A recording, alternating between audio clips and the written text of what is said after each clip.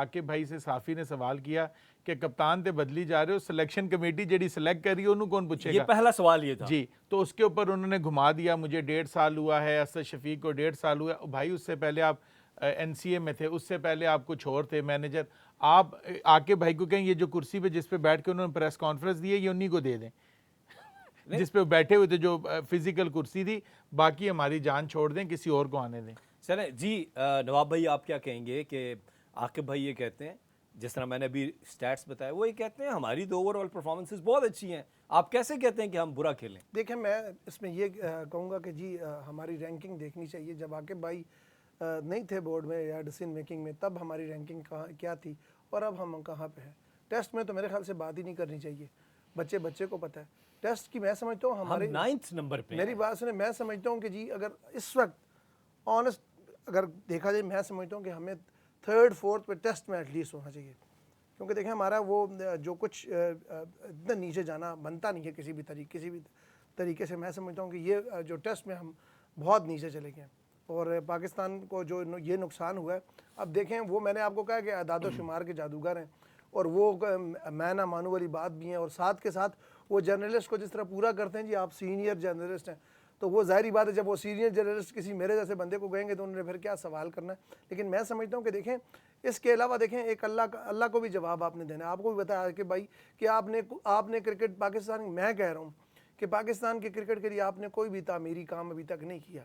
आपने जो इससे पहले लाहौर कलंदर की टीम भी चलाई है, उसमें भी मैं कह रहा हूँ कि जी आपने वहाँ पे भी मैं नहीं समझता कि कोई काबिल ज़िक्र काम किया। तो आप देखें, मैं समझता हूँ कि और दूसरी बात ये कि ये जो ओहदे हैं पाकिस्तान क्रिकेट बोर्ड को भी चाहिए कि ये इतने पुराने प्लेयर, आकिब जावेद को क्रिकेट छोड़े हुए कम से कम भी मेरे ख्याल से ना करते हुए 20 साल से ज़्यादा हो चुके, तो इतने पुराने, अब जब ज़ाहिर बात है इंटरनेशनल क्रिकेट खेलें तो मौजूदा क्रिकेट का जो जिस तरह का जो रिक्वायर्ड चीज़ें हैं, वो आकिब जावेद मेरे ख्याल से थोड़ा सा, ज़ाहिर बात है कुछ ना कुछ उनको पता है, ज़ाहिर बात है इंटरनेशनल प्लेयर भी रहे। लेकिन साथ मैं ये समझता हूँ कि जी इतना बीच में जो गैप है 20 साल का, तो ये बहुत ज़्यादा है। तो आकिब जावेद में जो ये उनका जो ये टेन्योर है, मैं समझता हूँ कि इनको ख़त्म करके जब इनका ख़त्म हो तो फिर इनको एक्सटेंड नहीं करना चाहिए, कोई एक सर्टन टाइम तक रखना चाहिए।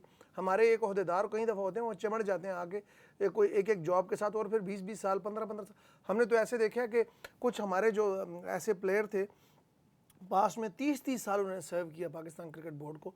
तो मैं समझता हूँ कि यार इतनी ज़रूरत नहीं है, इतने देखें ये कोई इतने बड़े आकिब जावेद, आपने आकिब जावेद का अगर बॉलिंग देखी हो या पाकिस्तान के लिए सर्विसेज भी देखी हो, तो एक आध दफ़ा उन्होंने मेरे ख्याल से एक हैट्रिक की थी इंडिया के अगेंस्ट और 7 आउट किए थे।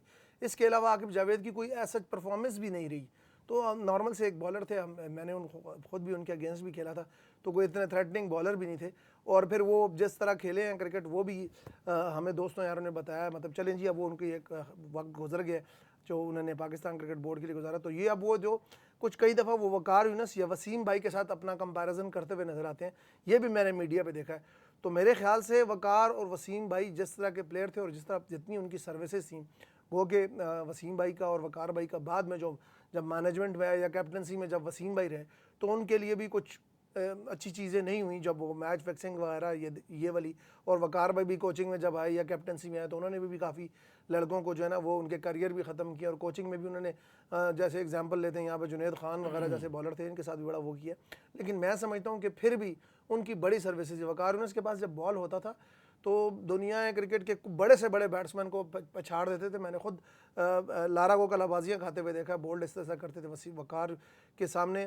तेंदुलकर और उस दौर के जितने बड़े डीन जॉन्स, बड़े बड़े बैट्समैन, मैंने खुद उनकी टांगें कामते देखी, और वो जब बॉल पकड़ते थे तो रिवर्स स्विंग उनका होता था कि खेला नहीं जाता। वसीम भाई ने बड़े 20 मैच जिताए।